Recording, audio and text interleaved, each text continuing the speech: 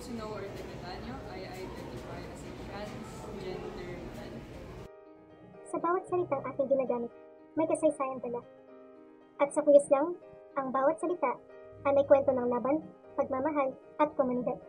Magandang umaga sa mga manonood. Ako nga pala si Rihanna Lee Angela F. Patalde at isa akong broadcaster ng Good Shepherd Cathedral School.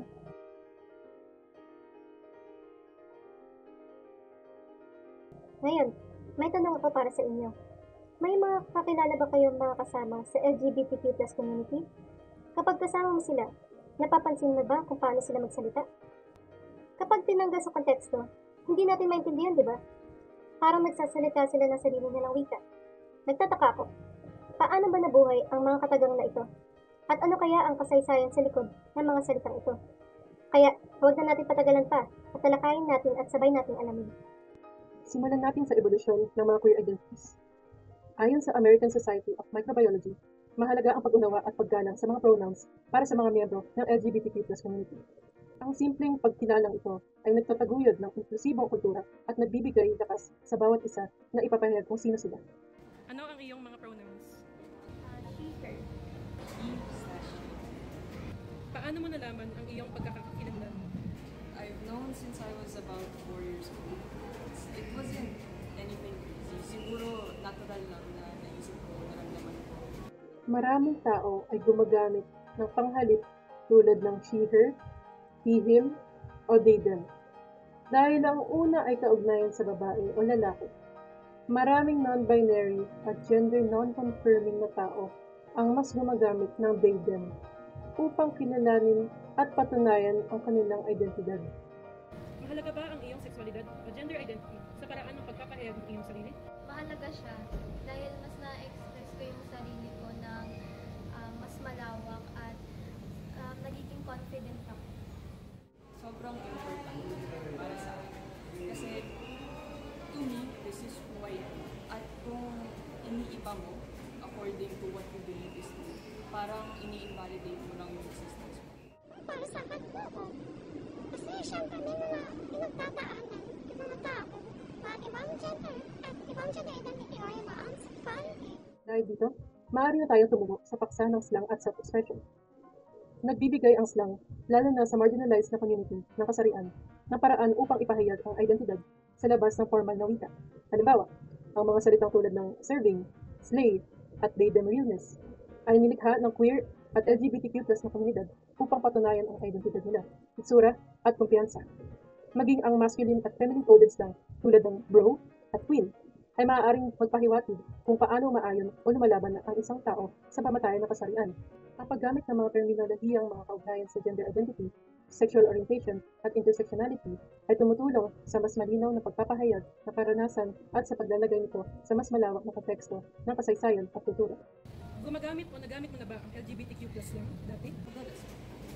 Yes, halos everyday nagagamit. Kung gayon, saan mo natutunan o narinig ang tungkol dito?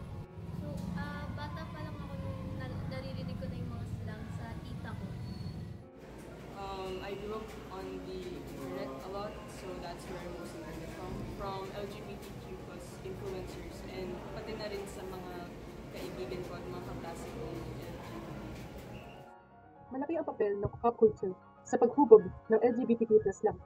Noong 1980s at 1990s, naging sentro ng pag-usbong ng maraming kilalang slang ang Black at Latinx LGBTQ+ volume groups, mga ligtas na espasyo para sa queer at trans na taong may kulay, na may makulay na kultura ng sayaw, fashion, at kompetisyon.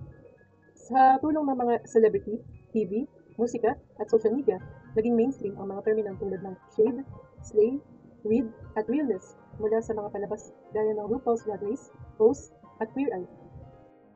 Pinapalaganap nito ng mga pop icon tulad ni Lady Gaga, Beyonce, at Lil Nas X sa kanilang mga lyrics, panayam at social media, na nagdadaragdag sa visibility at impluensya ng LGBTQ+ culture sa buong mundo. Sa tingin mo, okay lang ba kung ang isang tao na hindi kasama sa LGBTQ community ay gumagamit ng ganitong uri ng slang? For me, yes.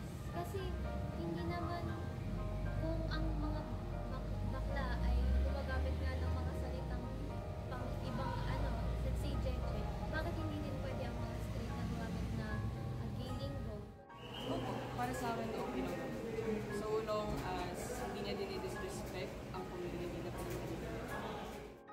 Ngayon, mahalagang tanungin kung bastos bang gamitin ng LGBTQ+ lang kung hindi ka naman bahagi ng komunidad. Ang mga terminong tulad ng realness at reading ay nagmula sa drag competitions na nagsilbing ligtas na espasyo para sa queer youth of color. Kapag ginamit ng walang konteksto, nababawasan ang kahalagaan at nabubura ang pakikibaka sa likod nito. Sa mga hindi queer, maaaring ituring itong kultural na pag-angkin, lalo na kung mula sa Black, Latinx o trans na komunidad. Ang paggamit ng slay, shade o yaskin bilang biro o uso nang hindi alam ng pinagmulan at maaaring makasakit at magmukhang panunuya. Gayunpaman, maaari din itong maging anyo ng pakikipag-isa kung ginagamit ng may paggalang at paggunawa, gaya ng pagbanggit ng slay upang tunay na purihin ang nagawa ng isang tao. Naranasan mo na bang magkaroon ng diskriminasyon dahil sa iyong kagustuhang sexualidad o gender identity? Yes, sa family ko. Kasi conservative sila. Madalas mostly hindi nila nire-respect ang pronouns ko, yung gender identity ko, yung sexuality. Most of the time, ginagawang natatawan. Pagdating sa paglaban ng diskriminasyon, ginagamit ng LGBTQ+ community ang slang bilang depensa. Matagal silang dumanas ng pang-aapi at ginagamitan ng slur upang hamakin sila. Sa halip na tanggapin ito, kanilang binawi at binigyang bagong kahulugan ang mga salitang iyon, gaya ng queer, na mula sa panlalait ay naging inklusibong termino para sa iba't ibang identidad ng LGBTQ+ community. Ginamit din ang slang bilang lihin na wika upang magkaunawaan sa mapanganib na kapaligiran, tulad ng Polaris sa UK na tumutulong sa queer na individual na magtagpo at magbahagi ng karanasan sa ilalim ng mapang-ating batas. Sa ganitong paraan, binibigyang kapangyarihan ng slang ang komunidad na bawiin ang mapaminsalang wika, tukuyin mula ito sa sariling termino at igiit ang kontrol sa kanilang salaysay at kasaysayan. Alam ba ng pamilya o mga kaibigan mo ang tungkol sa iyong sexualidad o gender identity? Yes, alam nilang lahat. Kasi ayokong tinatago sarili ko. Gusto kong nalalaman nila. And wala din naman sa akin kung manghusga sila sa akin. Hindi ko siya official sinabi. Kumbaga, bata pa lang ako, nagpapakita na yung mga traits ko na parang hindi ako super feminine, madalas hindi ka babaihan lang ako kasama. And from there, sinuspect na lang nila na I don't identify as cisgender, I don't identify as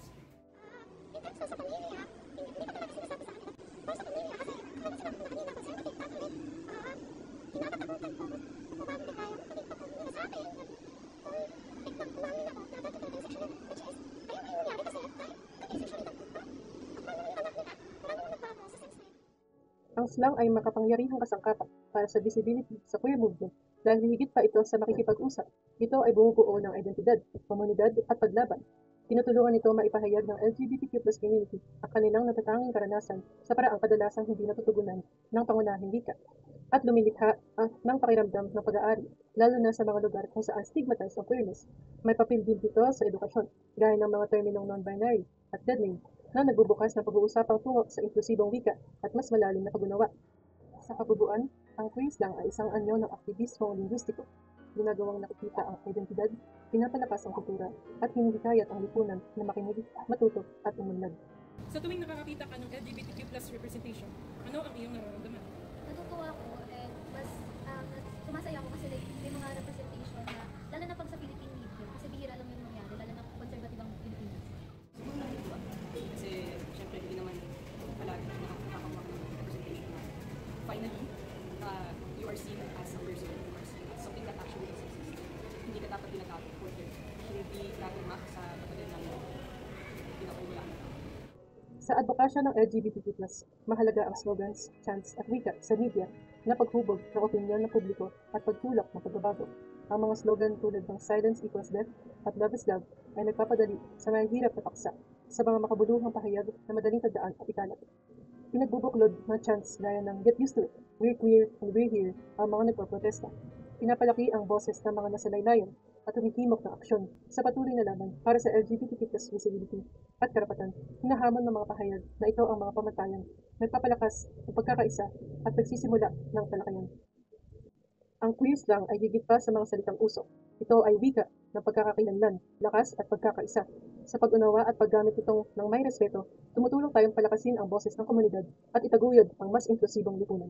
Maraming salamat po sa pakikinig ng aking podcast.